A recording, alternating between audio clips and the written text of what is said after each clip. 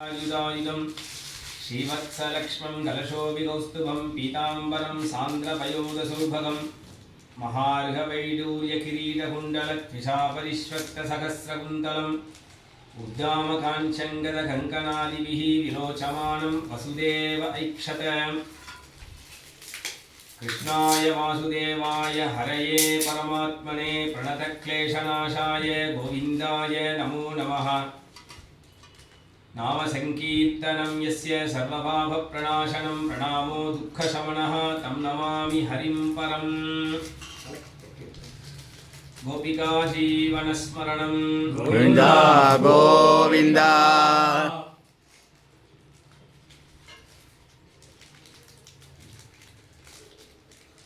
பகவானுடைய அவதாரங்கள்லயே ரொம்ப சிரேஷ்டமான அவதாரம் அப்படின்னு சொன்னா ஸ்ரீ ராமாவதாரமும் ஸ்ரீ கிருஷ்ணாவதாரமும் ரொம்ப சிரேஷ்டமாக சொல்றது. மற்ற அவதாரங்கள்லாம் சிரேஷ்டம் இல்லையா அப்படின்னு கேட்டால், மற்ற அவதாரங்கள்லாம் அந்தந்த அவதார காரியத்துக்காக பகவான் அவதாரம் பண்ணிட்டு பட்டுன்னு மறைஞ்சி போயிடுவார்.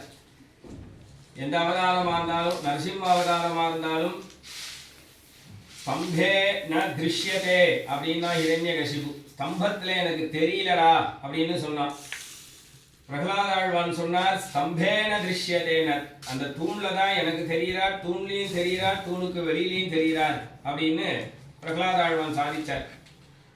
அப்போ பகவான் அந்த தூணுலெல்லாம் இருந்து வெளியில தோன்றினார், ஹிரண்யகசிபுவை சம்ஹாரம் பண்ணார், பிரகலாதாழ்வானுக்கு அனுகிரகம் பண்ணார், மறைஞ்சு போயிட்டார். அப்போ எந்த அவதாரமா இருந்தாலும் பகவான் அந்த அவதார காரியத்துக்காக பட்டுன்னு தோன்றது, காரியத்தை சாதிக்கிறது, மறையிறது அப்படின்னு. ஆனா பகவானுக்கு அப்படியெல்லாம் தான் தோன்றி மறைந்தாலும் அவதார காரியத்தை செய்தாலும் பகவானுக்கு ஜனங்களோட எப்பொழுதும் ஒரு சஞ்சாரம், ஒரு வாசம் பண்ணணும் அப்படிங்கிற ஒரு ஆசை பகவானுக்கு ஏற்பட்டது. அப்போ பகவான் எடுத்த அவதாரம் தான் ஸ்ரீ ராமாவதாரம். ஸ்ரீ ராமாவதாரத்துல தசவருஷ சகசிராணி தசவருஷ சதானி ச வத்ஸ்யாமி மானுஷே லோகே பாலயன் பிருத்திவீமிமாம்னு 11,000 சொச்ச வருஷம் பூலோகத்துல நான் அவதார காலமாக இருப்பேன்.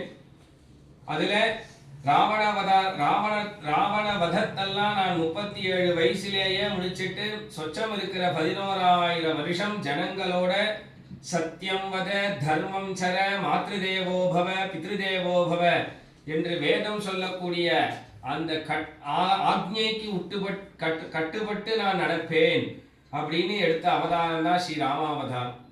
அப்ப சத்தியம் வத அப்படின்னா உண்மையை பேசுறது, தர்மம் சரனா தர்மப்படி வாழ்க்கையை நடத்துறது, அப்பா அம்மா சொல்ற பேச்சை கேட்கறது என்கின்ற தர்மத்தெல்லாம் ஸ்ரீ ராமாவதாரத்துல காட்டணும் என்பதற்காக மனுஷனா அவதாரம் பண்ண.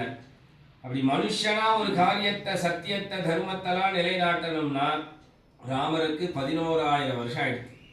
அப்ப 11,000 வருஷம் அப்படி அவதார காரியத்தை ராமர் ஸ்தாபிச்சாலும், ஆனா அந்த ராமருக்கு இந்த ஜனங்களோட பழகிறதுங்கிறது ரொம்ப சிரமமா இருக்கு. ஏன்னா ராமரே குறை சொல்றவாலாம் இருக்கா. அப்போ ராமரே குறை சொல்றதுனால ராமர் பார்க்கிறார், இந்த ஜனங்களை திருத்த முடியாது, இனி நாம இந்த அவதாரத்தை முடிச்சுட்டு அடுத்த அவதாரத்துல நான் மனுஷனா வரமாட்டேன், வரும்பொழுதே பகவானா வரப்போறேன் அப்படின்னு எடுக்கிற அவதாரம் தான் கிருஷ்ணாவதாரம். அந்த கிருஷ்ணாவதாரத்துல என்ன மகிமை அப்படின்னா, பகவான் பிறந்த அன்னிக்கே அற்புதம் அப்படின்னு சொல்ல போறேன். பிறந்த அன்னிக்கே, அவதரிச்ச அன்னிக்கே அற்புதம். நமக்கெல்லாம் பிறப்பு இறப்பு அப்படிங்கிறது இருக்கிறதுனால நம்மெல்லாம் அவதாரம்னு சொல்ல மாட்டோம். பகவானுக்கு பிறப்பிறப்பு கிடையாது. அதோபிசன் அவ்யயாத்மா பூதானாம் ஈஸ்வரோபிசன் என்று பகவத்கீதையில பகவானுக்கு அஜன்னு பெயர். அஜன்னா யாருடைய கர்ப்பத்திலிருந்தும் ஜனிக்காதவன் அப்படிங்கிறதுனால. அப்படி இருக்கக்கூடிய அந்த பகவான் தேவகியினுடைய கர்ப்பத்துக்கு வரான். தேவகி கர்ப்பத்துல பகவான் 10 மாசம் இருக்கிறதாவே சொல்றார். அதனாலதான் தேவர்கள்லாம் தேவகியை பார்த்து சொல்றா, தேவகி சர்வ தேவதா அப்படின்னா. தேவகியை பார்த்தாலே அப்படியே சர்வ தேவதைகளும் அதுக்குள்ளேயே வந்துட்டான். ஏன்னா பகவானே உள்ளுக்குள்ள ஆவிர்வாவமானதுனால. அப்போ அந்த பகவான் 8ஆவதாக குழந்தையா பிறக்கிறான். வசுதேவன் தேவகியினுடைய கர்ப்பத்துல, அந்த தேவகியினுடைய கர்ப்பத்துல முதல்ல 6 குழந்தை பிறக்கிறது. அந்த 6 குழந்தையையும் கம்சன் அடிச்சு கல்லில் அடிச்சு கொலை பண்றான். மக்கள் அறுவரை கல்லிடை மோதி இழந்தவள் அப்படின்னு ஆழ்வார். 6 குழந்தை பிறக்க பிறக்க பிறக்க அவன் அடிச்சு சாகடிச்சிடறான். 7ஆவதா ஆதிசேஷனுடைய அம்சம் வந்து அவதரிக்கிறது. அப்ப அந்த குழந்தைய பகவான் காப்பாத்தணுங்கிறதுனால என்ன பண்றார், நேரா கொண்டு போய் அந்த குழந்தைய ரோஹிணியினுடைய கர்ப்பத்துல போய், மதுரால இருக்கா அந்த ரோஹிணி, கோகுலத்துல இருக்கா ரோஹிணி, அவளுடைய கர்ப்பத்துல கொண்டு போய் போடுன்னு யோகமாயான துர்க்கைய பகவான் அனுப்பி விடுறான். அதனாலதான் யோகமாயான துர்க்கைக்கு பலவிதமான பெயர்களோட பல கோவில்கள் பாரத தேசம் முழுக்க வருது. என்னென்ன பெயர் வருதுன்னு பாகவதமே சாதிக்கிறது. நாமதேயானி குர்வந்தி ஸ்தானானி ச நராபுவி துர்கேதி பத்ரகாளீதி விஜயா வைஷ்ணவீதி ச குமுதா சண்டிகா கிருஷ்ணா மாதவி கன்யகேதி ச மாயா நாராயணி ஷானி சாரதேதி அம்பிகேதி ச என்று இதெல்லாம் அவளுக்கு பெயர். இந்த பெயர்ல பாரத தேசம் முழுக்க அந்த துர்க்கை அம்மனுக்கு கோவில் உண்டு. பகவான் என்ன சொல்றான், நீ அந்த ஆதிசேஷனுடைய அம்சமான குழந்தைய தேவகி கர்ப்பத்திலிருந்து ஸ்ரீ எடுத்துட்டு ஆகர்ஷணம் பண்ணிட்டு ரோகிணியினுடைய கர்ப்பம், ரோகிணி யாருன்னா வசுதேவனுக்கு இன்னொரு மனைவி. அந்த வசுதேவனுடைய இன்னொரு மனைவி கர்ப்பம், வசுதேவனுடைய இன்னொரு மனைவி ரோகிணி கம்சனுக்கு பயந்துண்டு மதுரால இல்லாம கோகுலத்துல நந்தகோபனுடைய இல்லத்துல இருக்கா. அப்ப அவ கர்ப்பத்துல இந்த குழந்தைய போய் போட்டுட்டு இந்த காரியத்தை நீ செய்யறன்னா உனக்கு துர்கா பத்ரகாளி விஜயா வைஷ்ணவி என்றெல்லாம் பல பெயர்கள்ல கோவில்கள் கட்டி சிவப்பான வஸ்திரங்கள்லாம் சாத்தி நிறைய பூஷணங்கள்லாம் போட்டு நிறைய உனக்கு வந்து பிரசாதங்கள்லாம் படைப்பா, உலகம் உள்ள வரையும் உன்னை வந்து ஆராதிச்சுருப்பா அப்படின்னு பகவான் சொல்றான். அதுக்கப்புறமா இப்ப பகவான் 8ஆவதா தேவகி கர்ப்பத்துக்கு வரான். ததோ ஜகன் மங்களம் அச்சுதாம்சம் சமாஹிதம் சூரசுதேன தேவி ததார சர்வாத்மகமாத்மபூதம் காஷ்டா யதா ஆனந்தகரம் மனஸ்தஹ. பகவான் அவதரிக்கிறான், கர்ப்பத்துக்கு வந்துட்டான்னதுமே அந்த லோகத்துக்கே யாருக்குமே இனம் புரியாத ஒரு ஆனந்தம் வந்தது. ஏன்னா பகவான் வந்திருக்கான் அப்படிங்கிறதுனால. அப்ப அந்த கர்ப்பத்தை பார்க்கறதுக்கு கம்சன் ஓடி வந்தான். இந்த கர்ப்பம் பிரசவம் ஆற வரைக்கும் இங்கேயே இருந்து அந்த பிரசவத்தை முடிச்சு குழந்தைய வதம் பண்ணிட்டு ராஜ்யத்துக்கு திரும்புறதுன்னு. ஆனா அங்கேருந்து வந்த பார்த்த கம்சன் தேவகியினுடைய தேஜஸை பார்த்து அரண்டு போய் என்ன சொல்றான், என்னுடைய தங்கையை ஏதோ ஒரு கரண்ட் தாக்கி இருக்கு, இல்லைன்னா இவ்வளவு பிரகாசமா இருக்க மாட்டாவ அப்படிங்கிறான். அப்ப என்ன சொல்றார், கஞ்சன் வயிற்றில் நெருப்பெண்ண நின்ன நெடுமாலே அப்படின்னு ஆழ்வார் திருப்பாவையில ஆண்டாள் சாதிக்கிறான். ஒரே சமயத்துல தேவகி கர்ப்பத்துல இருந்து தேவகி கர்ப்பத்தை குளிரச் செய்யக்கூடிய பெருமான் அதே சமயத்துல கம்சனுடைய வயிற்றுல போய் பயத்தை கொடுக்கறான் அப்படின்னு சொல்றார். அப்ப அந்த கம்சன் என்ன பண்ணா, இனி நான் வரவே மாட்டேன், பிரசவம் ஆனதுக்கு அப்புறம் சொல்லி அனுப்பு நான் வரேன்னு ராஜ்யத்துக்கு திரும்பிட்டான். அப்போ தேவர்கள்லாம் நேர சிறைக்கே வந்து பகவான ஸ்தோத்திரம் பண்ணா. சத்யவ்ரதம் சத்யபரம் த்ரிசத்யம் சத்யஸ்ய யோனிம் நிஹிதம் ச சத்யே சத்யஸ்ய சத்யம் ரித சத்ய நேத்ரம் சத்யாத்மகம் த்வாம் சரணம் பிரபன்னாஹ. பகவானுக்கு சத்யவ்ரதன்னு பெயர். ஏன் சத்யவ்ரதன்னா, எப்பொழுதெல்லாம் உலகத்துக்கு தர்மத்துக்கு ஆபத்து வரதோ அப்பொழுதெல்லாம் நான் அவதரிப்பேன்னு சத்தியம் பண்ணியிருக்கிறதுனாலையும், மேலும் சத்தியம் அப்படின்னு சொன்னாலே சிருஷ்டி ஸ்திதி சம்ஹாரம் இந்த மூன்றையும் சங்கல்ப மாத்திரத்தினாலேயே செய்யக்கூடியவன்கிறதுனாலேயே சத்யவ்ரதன்.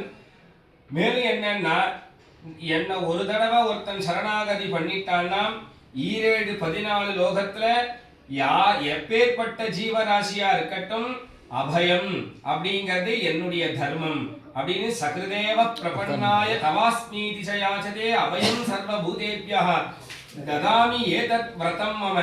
நமக்கெல்லாம் விரதம் இருக்கிற மாதிரி பகவானுக்கு ஒரு விரதம் இருக்கு.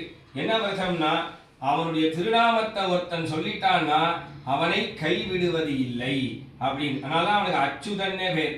சுதம்னா நடுவருதே, அச்சுதம்னா எதிலையுமே நழுவாதவன், யாரையுமே தர்மத்திலிருந்து நழுவ விடாம காப்பாற்றக்கூடியவன். அவனை அண்டிட்டா, அதனால அவனுக்கு அச்சுதன்னு பேர். அப்பேற்பட்ட கர்ப்பத்தை பார்த்து அந்த கர்ப்பத்தில் இருக்கக்கூடிய பகவானை ஸ்தோத்திரம் பண்ணி தேவகியை ஸ்தோத்திரம் பண்ணி என்ன தேவகியை பார்த்து சொல்றா, சர்வலோகத்தையும் தரிக்கக்கூடிய பகவான உன் வயிற்ற நீ தரிச்சின்றிருக்கியே, எப்பேற்பட்ட ஒரு பாக்கியம் உனக்கு அப்படின்னு சொல்லிட்டு தேவர்கள் மறைஞ்சு போனதும் பகவான் அவதாரம் பண்றார். அத சர்வ குணோபேதா காலஹா பரமசோபனஹ எரிஹேவ அஜன ஜன்மக்ஷம் சாந்தர்க்ஷக்ரஹதாரகம். பரமசோபனமான காலம்னு சொல்றார். அப்படின்னா என்னன்னா, இன்னைக்கு உலகம் பூரா நமக்கு நிறைய பேருக்கு தெரியும் கிருஷ்ண ஜெயந்தி அப்படிங்கிறது ஆவணி மாசத்துல ரோஹிணி நட்சத்திரத்துல அஷ்டமி திதியில வரக்கூடிய ஒரு ஜெயந்தி கிருஷ்ண ஜெயந்தி எல்லாருக்கும் தெரியும். அப்போ அப்பேற்பட்ட பரமசோபனமான புண்ணிய காலத்துல கர்ப்பவாசம் பண்றாருன்னு சொல்றார். ஆனா எதிர்க்க தோன்றினார்னு தான் சொல்ல போறார். அப்ப கர்ப்பவாசங்கிறது என்னன்னா, அதெல்லாம் லீலா விடம்பனமவேகி யதா நடஸ்யன, எல்லாம் ஒரு லீலை. கர்ப்பம் மாதிரி 10 மாசம் அப்படி காமிச்சிக்கிறானே தவிர ஆனா பகவான் எதிர்க்க தோன்ற போறான். இப்ப அவதாரத்தை சொல்றார். தமத்புதம் பாலகமம்புஜேக்ஷணம் சதுர்புஜம் சங்க கதாயுதாயுதம் ஸ்ரீவத்ஸலக்ஷ்மம் கலசோபி கௌஸ்துபம் பீதாம்பரம் சாந்திரபயோத சௌபகம் மகார்க வைடூர்ய கிரீட குண்டல திஷாபரிஷ்வக்த சகஸ்ரகுந்தலம் உத்தாம காஞ்சங்கத கங்கனாதிபிஹி விரோச்சமானம் வசுதேவ ஐக்ஷத. அற்புதமான குழந்தை தோன்றியது அப்படின்னு சுகபிரம்ம இவர் சொன்னார். அற்புதம்னா என்ன, பெருசா அற்புதம் என்ன, குழந்தை பிறந்த பெரிய அற்புதமா அப்படின்னா, இங்க அற்புதத்துக்கு காரணம் சொல்றா. என்ன காரணம்னா, யார் கர்ப்பத்தையும் ஜனிக்காதவன் கர்ப்பம் வழியா உள்ள வந்து எதிர்க்க தோன்றினதே அற்புதம் தான். ஜனிக்காதவன் பிறக்காதவன் பிறந்திருக்காங்கிறதே அற்புதம். அதுக்கப்புறம் என்ன காரணம்னா, பிறந்த குழந்தை என்னைக்குமே கண்ணை மூடின்னு தூங்கிட்டு தான் இருக்கும். இது இன்னைக்கே தேவகி வசுதேவனை கண்ணை திறந்து பார்க்கறதான். அதனாலே அற்புதம். தமத்புதம் பாலகம் அம்புஜேக்ஷணம், தன்னுடைய கடைக்கண்ணனால பூமாதேவியை பார்த்து உன் பாரத்தை நீக்க வந்துட்டேன் கவலைப்படாத அப்படின்னு சொல்றதான். அதனாலே அற்புதம். மேலும் வைகுண்டத்தை பார்த்து சொல்றார், மகாலட்சுமியை பார்த்து நீ விதர்ப தேசத்துல பீஷ்மகன்ற ராஜாவுக்கு ருக்மிணிங்கிற பெயர்ல போய் பெண்ணாக பிற அப்படின்னு சொல்றாராம். அப்புறம் பூமாதேவியை பார்த்து நீ சத்ராஜித் அப்படிங்கிற ராஜாவுக்கு சத்யபாமாவா போய் பிற அப்படின்னு, பிறக்கும் பொழுதே ஸ்ரீதேவி பூமி தேவின்னு 2 பேரோடையும் தோன்றினத்தினாலே அற்புதம். தமத்புதம் பாலகம் அம்புஜேக்ஷணம். ஒரு பிறந்த குழந்தை 2 கையோட தான் இருக்கும், இது 4 கையோட இருக்கான். அதனாலே அற்புதம்னு சொல்றார். பிறந்த குழந்தை எப்பவுமே கர்ப்பத்திலேயே விளையாட்டு சாமான் எடுத்துட்டு வராது. இது கர்ப்பத்திலேயே விளையாட்டு சாமானோட வந்திருக்கான். என்னன்னா, ஒரு கையில காத்தாடி வச்சுட்டு இருக்கான், ஒரு கையில விசில் வச்சுட்டு இருக்கான், ஒரு கையில கிளுகிழுப்பை வச்சுட்டு இருக்கான், ஒரு கையில பந்து மாடி வச்சுட்டு இருக்கான். அது என்ன, காத்தாடி என்ன அப்படின்னா சக்கரம், விசில் தான் சங்கு, கிளுகிழுப்பை தான் கதை. அதனால சதுர்புஜம் சங்க கதாயுதாயுதம். ஒரு குழந்தை இங்க போய் தவழ்ந்து ஏதாவது விளையாடி ஒரு அடிபட்டதுன்னா ஒரு மார்க் வரும். ஆனா இது பிறக்கிற அன்னைக்கே ஒரு மார்க்கோட பிறந்திருக்கான். ஸ்ரீவத்ஸலக்ஷ்மம், ஸ்ரீவத்ஸங்கிற ஒரு மச்சத்தோட. அதனாலே அற்புதம். ஒரு குழந்தை பிறந்தா அது என்ன குழந்தை, ஆண் குழந்தையா பெண் குழந்தையான்னு விளக்கு வெளிச்சத்தை தான் தெரியும். இந்த வசுதேவன் தேவகியோ சிறையில் இருக்கா. அப்ப போய் ஒரு தீப்பந்தத்தை எடுத்துன்னு இது என்ன குழந்தைன்னு பார்க்கலையா. ஏன்னா இந்த குழந்தை கௌஸ்துபம்னு ஒரு மணி போட்டு இருக்கான். அந்த மணி சுத்தி அந்த சிறையே நல்ல 1000 வாட்ஸ் பல்பு மாதிரி வெளிச்சமா தெரியறதுனால கலசோபி கௌஸ்துபம், அந்த கௌஸ்துப மணினாலே இது என்ன குழந்தைன்னு தெரிஞ்செடுத்து.